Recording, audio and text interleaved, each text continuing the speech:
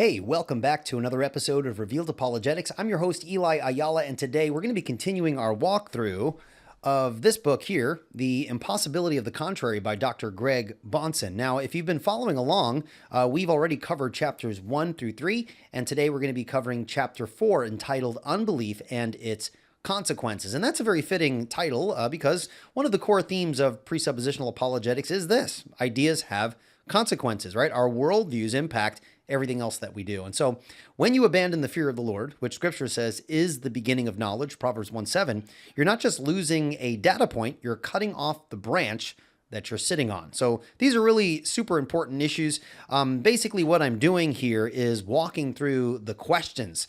So I'm not walking through the whole entirety of the chapter of the book here, but just kind of shooting from the hip, reflecting on some of the questions at the end of each chapter. Now, I have read the book already, and of course, if you're not familiar, this book, along with the book entitled Against All Opposition, which is kind of this book is like a part in a 3-part series. They're actually based upon recorded lectures that Dr. Bahnsen gave. So I have listened to all the lectures and I have read the books as well. So I highly recommend folks check it out. I'm not sure if they're available on Amazon. I think I ordered this a while back on AmericanVision.org. So there you go. This is the book that I'm working from. I've received messages from people. They like kind of this format, and so hopefully it will be beneficial for you and useful to you. All right. Okay. So the name of the chapter 4, is Unbelief and Its Consequences. And the first question is there in the study question, the section towards the end of the chapter, which, by the way, the chapters, at the end of the chapters, not only do you have study questions, you have a glossary of terms. So this book and the series of books that this comes with is an excellent kind of intro to the topic and gives you a good foundation for understanding some of the important terminology that is often associated with presuppositional apologetics and things like that. Okay? So anyway, the first question that we're going to deal with today is this one. How does Jesus tell us to judge people and their beliefs? Now, of course, Jesus tells us in Matthew chapter 7, verse 16, that a tree is known by its fruit.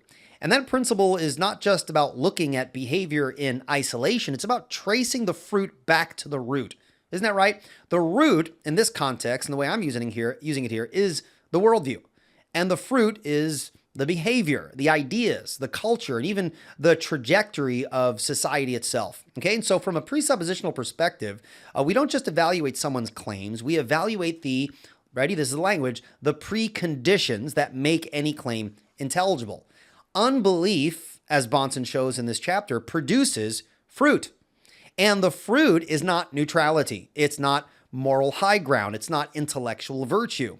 The fruit of unbelief is moral collapse, as he shows in the chapter, epistemological confusion, and cultural decay. Now, let's be real here. Secularism can borrow from the Christian worldview and put up a moral facade for a time, but once the acid of autonomy has done its work, the fruit becomes bitter, and you get things like moral relativism, epistemological skepticism, cultural chaos, and all of the things that are associated with that Dr. Bahnsen walks through throughout the chapter. And so when Jesus says to judge a tree by its fruit, we're not merely looking for sin, we're looking for systemic incoherence, okay? Unbelief bears fruit, and the fruit is death, according to Romans chapter 6, verse 23. That's not just a moral claim. If you think about it, it's a philosophical trajectory, and we're called to expose that trajectory with gentleness and reverence, as 1 Peter 3:15 tells us, but also with clarity and firmness. Now, my words might seem harsh here, but it's not meant to be kind of like mean or anything like that. I am agreeing with the Bible when the Bible teaches that unbelief has certain consequences, and they are detrimental at a societal level. And of course, I understand that unbelievers might listen to this and say, well, I think Christianity is detrimental. Two responses. Number one, by what standard is it detrimental? That's going to be a question. And number two, obviously, I would I understand that if you're not a Christian, you're not going to agree. This is the antithesis, right? This is the difference between worldviews. And so within that context, I think discussion and fruitful interaction is warranted. And this is why debates between Christians and non-Christians are important. Interactions on the cultural scene and on the various platforms, things like YouTube and television. I think it's good that people are having meaningful dialogues with each other. I suppose we want to be very careful, though, how we spend our time and who we're interacting with. I don't think everyone is as worthy of having a conversation with. There are certain people that perhaps it is not the best use of your time to interact in any depth, and you have to kind of use wisdom in that particular context. So there you go. Introducing All Access, your premium gateway to deeper apologetic and theological insights. Through Q&A sessions, theological lectures, and exclusive bonus content, All Access takes your learning to the next level.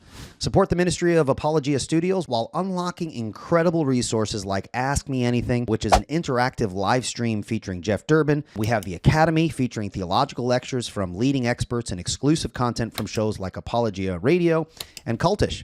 With more exciting content on the way, there's never been a better time to join. Visit apologiastudios.com and click join to get started today. All right, question number 2. Why do news reports highlight religion when atrocities are committed by religious people, but not when done by unbelievers? Now, I think this is an interesting point. You'll find Dr. Bahnsen's response on page 58 of the book here. Okay, 58. I don't know if you can see that here. There we go. I had to get it in focus, right? So on page 58, he notes that when someone like, I think the example he uses is David Koresh.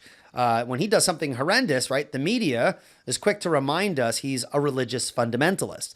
But what does that even mean, right? Fundamentalist in what way? Islam, Christianity, some offshoot cult. Nobody ever bothers to define the specifics. You kind of get like a picture in your mind when you say fundamentalist, and it typically has negative connotations about it. And of course, the average viewer hears fundamentalist and thinks dangerous. A fundamentalist is someone who's dangerous. Why? Well, because the narrative is clear, right? This is what we typically hear in the news, at least in the context of what Dr. Bahnsen is suggesting with the examples he's using, is the message we get. And of course, I think the tide has changed depending on who you're listening to, because Dr. Bahnsen is speaking in the context of like the 80s and the 90s. And so we're obviously here in 2025. But the point is that religion is the problem, right? That's the unspoken premise in a lot of how these things are typically framed. But as Dr. Bahnsen shows in that chapter, when an atheist or secularist commits evil, what happens? Well, the media rarely highlights their unbelief as being an issue, right? Why isn't Richard Dawkins blamed when a secularist says life is meaningless and then acts like it, right? This is a clear case of worldview asymmetry, if we can use that terminology, right? Secularism is treated as kind of the default, as if it's like neutral, right? And religion is treated as the deviation, right? This is the problem. Religion is the problem. But from a presuppositional standpoint, that is the problem, right? There is no neutrality. The moment you abandon the triune God of Scripture, you've already embraced a worldview that cannot account for truth, morality, or even the outrage people feel when atrocities like the Branch Davidians and David Koresh happen, when those things happen, right? If that is evil, by what standard is it evil? Is it evil in an objective sense, or is it something you don't like, or is it something that is culturally unacceptable? These are important questions that we need to ask. And so when the media fails to highlight the irreligiosity of a person who does something evil, right, or reprehensible, they're not just being inconsistent, they're revealing their what? Their pre-commitments. And we need to expose that within the apologetic encounter. Okay? All right, question number 2. What confusions has unbelief produced in the university? Now, again, Dr. Bahnsen tackles this on page 30, starting with the sociology department. He notes how the rejection of biblical authority has led to the rise of cultural relativism. Now, I'm not in tune with the culture as much as I probably should, but definitely back when Dr. Bahnsen was mentioning this, cultural relativism was a big issue. I would imagine it's still at the popular level an issue today. And obviously, this is something that we need to contend with, right? This idea that morality, for example, and truth is just relegated to what you think is right, what you think is true. I mean, I still encounter a postmodernist or cultural relativist from time to time, and that can be a problem. Now, cultural relativism is respecting different cultures, being tolerant, and so on. But it comes across in that way, but really it's philosophically bankrupt, right? Here's the core issue with cultural relativism. If all cultures are equally valid, then no culture could ever be wrong. And that means you can't morally condemn Nazi Germany, as is the token example, right? Or cannibalistic tribes, or even slave-holding civilizations. It guts out moral reasoning, all right? And so cultural relativism is not going to be a sufficient intellectual position to hold in any consistent fashion. And let's be honest, right? No one actually lives in accordance with a cultural relativistic perspective, right? The same professor who lectures about cultural relativism is going to passionately denounce Western colonialism or systemic racism or anything along those lines. But those judgments require what? They require objective moral standards, something that relativism explicitly denies. And so Dr. Bahnsen points that out. And I think it's important apologetically to point out that inconsistency when you see it. On the one hand, the unbeliever will say, all is sound and fury signifying nothing. And then, of course, they will decry various evils and, injustices that occur in society. All right. So we need to be able to kind of press at that point of tension. All right. All right. Question 4, why is it a problem that law schools produce lawyers who don't care about legal theory? Now, this, again, is an interesting point Dr. Bahnsen covers on page 61. And he observes that many law students are trained to litigate, negotiate, and appeal, but they've never wrestled with the philosophical foundations of law itself. And this is an example of knowing the content at a surface level, but not knowing the foundation for what you're doing. People do this all the time. You'll have people who are really good scientists, but they don't know the philosophy of science or the foundations of why they do what they do and why it's in, what are the worldview underpinnings of the discipline that they're engaging in. Now, why is this a problem with respect to the example that Dr. Bahnsen uses? Think about it. Because if you don't know what justice is, how can you know whether a law is unjust or just? Right? Bahnsen, I think, rightly points out that these same lawyers will argue for rights, fairness, justice in the courts, things like this. But when you press them, they believe in legal positivism, which pretty much boils down to might makes right. If the government passes it, then it's law. That's it. Now, of course, I'm not talking about every lawyer. I'm talking about the kinds of lawyers that engage in law, but don't reflect upon the foundations of law. Right? The worldview aspects of all that. Okay. Law is not something neutral. Law is not something we just throw out there. When we talk about rights, that your understanding of rights are going to have worldview implications, right? And when we talk about someone is born with certain rights, well, who says? Or is that societal, or is that something that we have by nature in light of the fact that we're made in the image of God, right? These are worldview issues. Okay. So super important. But then again, right? We need to ask the question, right? On what basis does such a person critique past injustices like slavery or segregation, right? Well, you can't say that was unjust if your theory of law reduces to brute force or consensus, right? You can't condemn Hitler if you also say there's no objective moral standard of justice. Now, not everyone who is an unbeliever says there's no objective moral standard. If someone gives you a standard that they think is objective, then you need to kind of work with that within the context of the interaction. There are different kinds of moral theories that people hold to. Some people hold to them more self-consciously than others. Many people, however, at least in my experience, are completely unaware of ethical systems that give a framework for how to understand right and wrong. People kind of just have like an instinctive, I think this is wrong, or I feel that is wrong, so on and so forth. Okay. So there you go. Number 5, moving along quickly. What questions should we ask in connection with every subject in the university curriculum? Just to give some context for this chapter, Dr. Bahnsen talks a lot about, the university and what is taught at the university level and how the university originally had the conception of unifying the multiple diverse topics. And so that's kind of the context in terms of how these questions are being asked. So there you go. So the question, number 5. What questions should we ask in connection with every subject in the university curriculum? Now, for every subject we study, whether it's math, biology, history, or even art, we should be asking a couple of questions, right? From the presuppositional perspective, thinking in terms of worldview, so on and so forth. Number one, what is the foundation for this subject? What's the foundation, right? Don't just be so concerned with the details. Understand the foundation upon which the entire discipline stands. Secondly, how does this subject connect with other disciplines, right? Remember, it's a worldview. As a Christian, when we're engaging in university studies, right, or whether you're doing seminary or college or whatever, we want to think in terms of our worldview.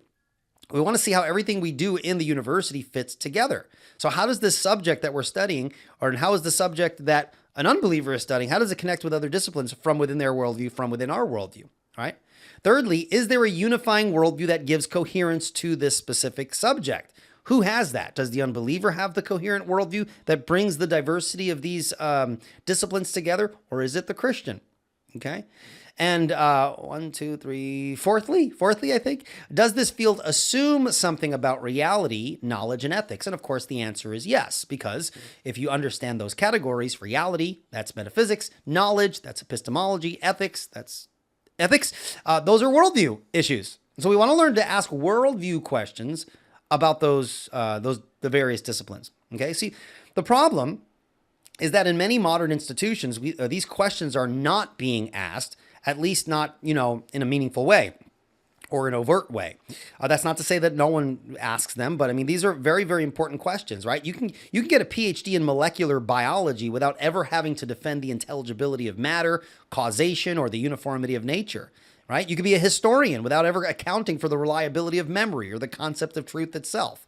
And this is where I think the presuppositional perspective really needs to kind of point these issues out, right? Every discipline operates on a foundation, right? We assume order, we assume logic, we assume morality, objectivity, all of which only makes sense, we would argue, from a Christian worldview. And so Dr. Bahnsen is showing us that Christians should not compartmentalize, right? We should think worldviewishly, if that's a word, right? About every field of study, right? We don't just tack on the Bible, a Bible verse at the end of a science lecture, right? We start from the triune God of Scripture as the necessary precondition for science, and then we build up from there, the necessary precondition for beauty, and we build up from there, the necessary precondition for history, and we build up from there, okay? We are not called to, and I think this is the point Dr. Bahnsen is making, we're not called to think in a compartmentalized fashion, right? We are not to be, and I've brought this up in videos in the past, we should not be waffle-minded, right? You see the kind of the little squares in the waffles, right?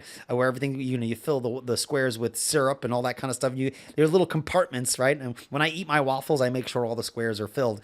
As Christians, we're not meant to think in a segregated fashion in terms of certain disciplines and areas of thought that don't relate to other things. No, they're all connected, right? The Christian worldview is a philosophy of life. And I think that's what Dr. Bahnsen is getting at when he kind of speaks this way. All right. Number 6, how has the university become a multiversity? And this is one of my favorite parts of the chapter, right? This is on page, I think maybe page, which page did he address this? Let's see here. I think that's page 31, okay? So on page 31, Dr. Bahnsen unpacks this idea that the modern university is no longer a university, right? That is a unified study of reality. It has become a multiversity, a fragmented, disjointed collection of departments with no center, no cohesion, no shared metaphysical foundation, right? What someone is going to say in one department is going to differ fundamentally with what someone might say in another department. Historically, though, that wasn't always the case. Historically, universities, and Dr. Bahnsen points this out, were birthed out of a Christian worldview, right? The very concept of university was driven by the conviction that all knowledge comes from God, and therefore all disciplines, whether philosophy, theology, science, or the arts, are ultimately find coherence in God. And that's, if you think about it, that's Colossians 2:3 right there, right? In Christ are hidden all the treasures of wisdom and knowledge.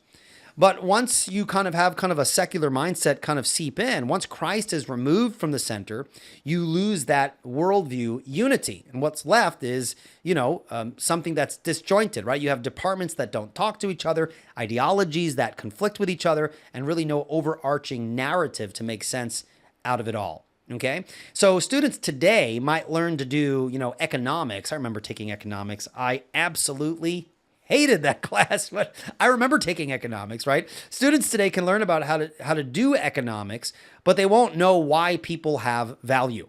They might study biology, but they won't be allowed to ask why life has meaning. Well, they are allowed to ask it, but these are not overtly mentioned in these other disciplines. And they'll take ethics courses that can't tell you why murder is wrong, and history classes that redefine everything according to social theory. You have a disjointed basis of education, and hence, instead of a university, you have a diversity. Okay, and so this is what Bahnsen means when he says that there's a problem in every department. It's not just about academic failure; it's a worldview collapse. When you cut off the source of unity, you, by extension, of course, get disunity, and that's a problem.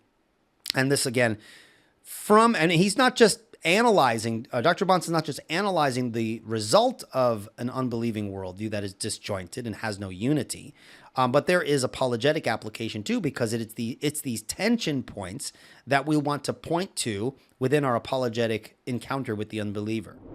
Dr. Greg Bahnsen was a renowned Christian apologist, philosopher, and seminary professor, and his life's work is now at your fingertips with Bahnsen U. Bahnsen U aims to bring seminary-level education to every Christian anytime, anywhere, absolutely free. Gain access to over 140 courses covering theology, apologetics, eschatology, and law, featuring sermons, seminary lectures, and more from the legendary Dr. Greg Bahnsen. Now, if you sign up today at apologiastudios.com and join over 13,000 users already benefiting from this incredible resource, you will not regret it. And soon, they're expanding with Bahnsen U Plus and Bahnsen U Live, bringing fresh supplemental learning and real-time engagement. Again, go to apologiastudios.com and start your journey today. Now, question 7. What are some of the cultural consequences of an unbelieving worldview in art, politics, economics, science, and education? Of course, Dr. Bahnsen's chapter covers it, but there's so many different areas that you can kind of, go into in terms of being inspired to study deeper in these issues. I mean, from the perspective of art, right? Art becomes unanchored from truth and beauty, right? When God is removed, art becomes either nihilistic, sensual, or incomprehensible. Just think of how modern art often celebrates chaos and distortion, which itself is a reflection of a modern worldview that denies objective beauty rooted in a creator.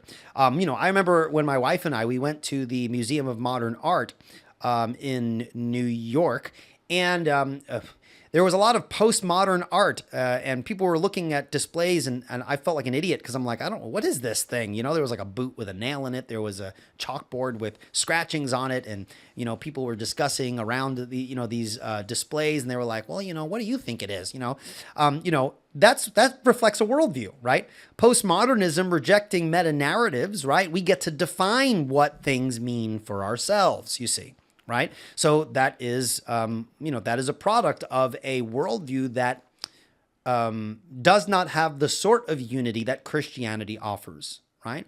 If you take a look at politics, right, politics becomes about power instead of justice. Right. If there's no transcendent lawgiver, there's no standard of righteousness.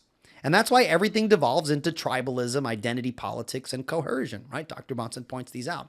In the realm of economics, right? Economics gets reduced to materialism. There's no room for stewardship and generosity or ethical boundaries. It's survival of the fittest in the marketplace, which again can often reflect kind of an evolutionary perspective, the survival of the fittest, right? Now, obviously, there's some qualifications here. I'm not saying that everyone has these perspectives. I think what Dr. Bahnsen is pointing out is that when you have a worldview that does not give you unity, then there are various fruit that is produced from that. I'm not arguing that if you're an unbeliever, you're a horrible person. No one's arguing that. But the gist of what Dr. Bahnsen's saying in this chapter, he gives specific examples. I'm kind of just shooting from the hip here.